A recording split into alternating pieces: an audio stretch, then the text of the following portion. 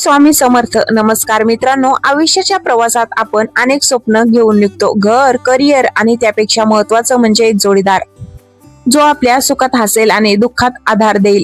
पण कधी कधी काय होतं, आपण ज्याला आपलं जग मानतो तोच माणूस आपल्या जगाचा अंधार करून टाकतो.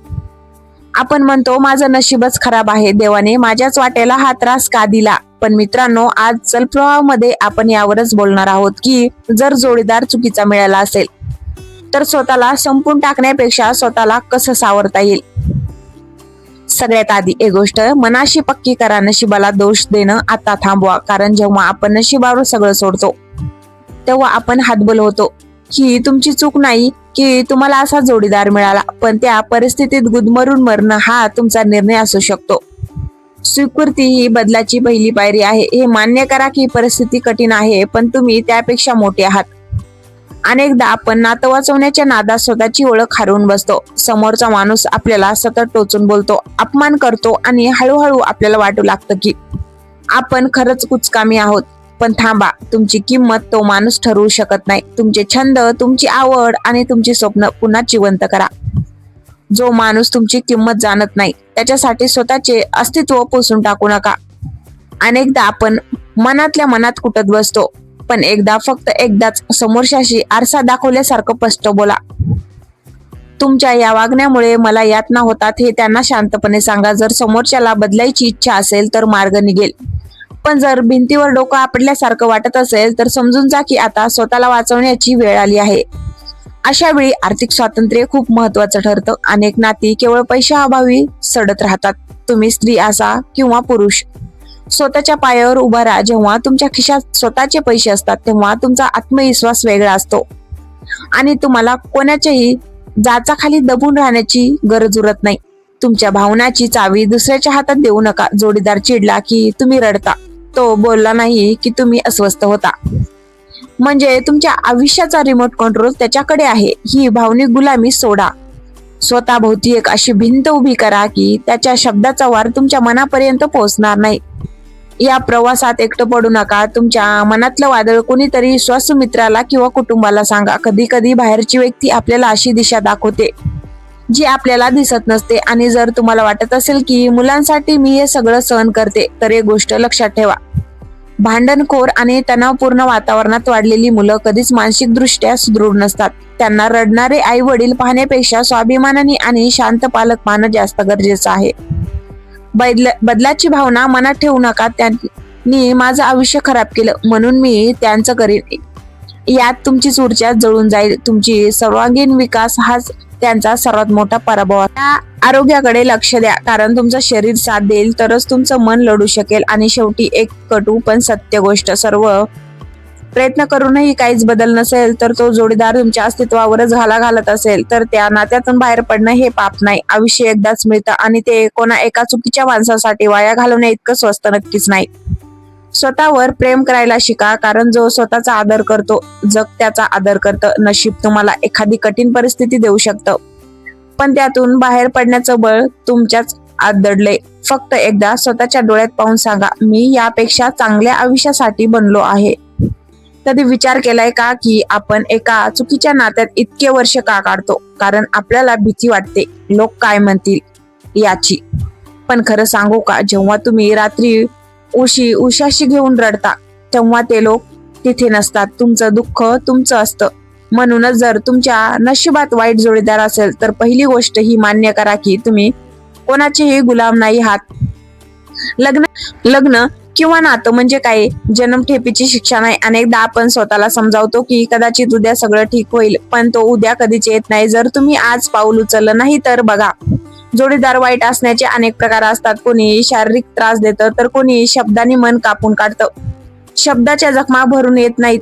जर तुमचा जोडीदार तुमच्या आत्मविश्वासावर वार करत असेल, तुम्हाला लोकांसमोर कमी लेखत असेल तर समजून जा की हे नातं विषारी टॉक्सिक झालं आहे. अशा वेळी आपण काय करतो, आपण अधिक प्रेम द्यायचा प्रयत्न करतो हे आशेने की ते बदलतील. पण लक्षात ठेवा, तुम्ही रिकाम्या घागरीने कोणाची ताण भागू शकत नाही. जर तुमचं स्वतःचं मन शांत नसेल तर तुम्ही नातं कसं सांभाळणार? आता थोडं प्रॅक्टिकल होऊन विचार करूया. जेव्हा आयुष्य असं वळण घेतं तेव्हा स्वतःला एका खोलीत बंद करून घेऊ नका. कामात झोकून द्या. नवीन काहीतरी शिका. जेव्हा तुम्ही स्वतःला घडवता तेव्हा तुमच्या आजूबाजूची ऊर्जा बदलते. तुमचं कर्तृत्व इतकं मोठं करा की तुमच्या जोडीदाराला तुमची किंमत समजेल आणि जर तरीही समजली नाही तर तुम्हाला त्याची गरज उरणार नाही. स्वावलंबन हे केवळ पैशाचं नसतं, ते विचारांचंही असतं. कोणावरही इतकं अवलंबून राहू नका की त्याच्या जाण्याने किंवा राहण्याने तुमचं अस्तित्वच धोक्यात येईल. बऱ्याचदा लोक विचारतात, पण मुलांचं काय? मुलांसाठी आई वडील एकत्र असणं महत्वाचं आहे, पण त्याहून जास्त महत्वाचं आहे आई वडिलांमधला आदर पाहणं. ज्या घरात सतत ओरडणं, रडणं आणि अपमान असतो तिथे मुलं काय शिकणार? तुम्ही जर स्वतःचा आदर केला नाही तर तुमची मुलंही भविष्यात स्वतःचा आदर करायला शिकणार नाहीत. त्यांना एक खंबीर आदर्श हवा असतो, एक लाचार व्यक्ती नाही. आयुष्यातला हा जो कठीण काळ आहे ना, याला एक धडा म्हणून बघा. या परिस्थितीने तुम्हाला काय शिकवलं? तिने तुम्हाला सहनशक्ती दिली. तिने तुम्हाला स्वतःच्या ताकदीची जाणीव करून दिली. जोपर्यंत आपण अंधारात जात नाही तोपर्यंत आपल्याला प्रकाशाची किंमत कळत नाही. वाईट जोडीदार नशिबात येणं हा तुमचा शेवट नाही, तर ती एक नवी सुरुवातीची संधी असू शकते. स्वतःला पुन्हा शोधण्याची संधी. शेवटी एकच सांगेन, स्वतःला दोष देणं सोडा. मीच काहीतरी चुकीचं केलं असेल म्हणून हे मिळालं हा विचार मनातून काढून टाका. तुम्ही प्रेमासाठी आणि आनंदासाठी जन्माला आला आहात, त्रासासाठी नाही. जर तुम्हाला वाटते की आता सहनशक्ती संपली आहे तर शांत व्हा, दीर्घ श्वास घ्या आणि स्वतःला विचारा, पुढच्या 5 वर्षात मला स्वतःला कुठे पाहायचं आहे? जर उत्तर असंच रडताना असेल तर आत्ताच बदलायची वेळ आली आहे. तुमचा प्रवास तुमचा आहे. प्रवाह थांबू नका, कारण चालत राहणं हेच जीवन आहे. स्वतःवर विश्वास ठेवा, कारण तुमच्या लढाईत तुम्ही एकटे नाही आहात. तुमचे विचार आणि तुमची जिद्द तुमच्या सोबत आहे. काळजी घ्या आणि स्वतःच्या आनंदाची जबाबदारी स्वतः स्वीकारा. आणि मित्रांनो, सगळ्यात शेवटी एक गोष्ट काळजावर कोरून ठेवा. आपण देवाला विचारतो की माझ्याच नशिबात हा वाईट जोडीदार का? पण कधी हा विचार केलाय का की कदाचित देवाला तुम्हाला हे दाखवून द्यायचं असेल की तुम्ही आतून किती कणखर आहात. कधी कधी कोळशाला हिरा बनवण्यासाठी प्रचंड दाब सहन करावा लागतो, तसंच काहीच हे आहे. पण लक्षात ठेवा, सहन करण्यालाही एक मर्यादा असते. सहनशक्ती आणि लाचारी यातला फरक ओळखायला शिका. जोपर्यंत तुम्ही स्वतःला आदराची वागणूक देत नाहीत तोपर्यंत समोरचा माणूस तुम्हाला सन्मान देणार नाही. स्वतःच्या नजरेत पडू नका. जर एखादं नातं तुमच्या आत्मसन्मानाची किंमत मागत असेल तर ते नातं तुमच्यासाठी बदललेलंच नाही.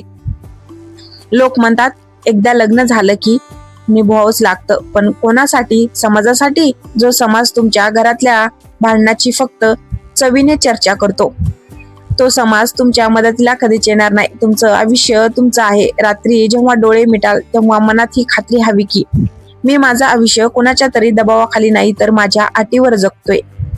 ज्यांनी तुम्हाला त्रास दिला, ज्यांनी तुमच्या डोळ्यात पाणी आणलं, त्यांना दोष देऊन आपली शक्ती वाया घालू नका. त्यांना माफ करा, स्वतःच्या शांतीसाठी, त्यांच्यासाठी नाही. कारण राग हा असा विषारी पदार्थ आहे जो समोरच्याला मारण्याआधी तुम्हाला आतून पोखरतो. त्यांना त्यांच्या कर्मावर सोडा आणि तुम्ही तुमच्या प्रवाहावर लक्ष द्या. आज या क्षणी स्वतःला एक वचन द्या, मी रडणार नाही, मी लढणार. मी हरणार नाही, मी स्वतःला सिद्ध करणार. तुमचं हसू हेच तुमच्या शत्रूसाठी सर्वात मोठं उत्तर आहे. वाईट जोडीदार तुमच्या नशिबात आला असेल, पण तुमचं भविष्य त्याच्या हातात नाहीये, हे तुमच्या हातात आहे. उठा, स्वतःला सावरा आणि आयुष्याच्या या चलप्रवाहामध्ये पुन्हा एकदा नव्या उमेदीने सामील व्हा. आयुष्य खूप सुंदर आहे, फक्त ते पाहण्यासाठी तुमच्या डोळ्यातले आसू पुसणं गरजेचं आहे.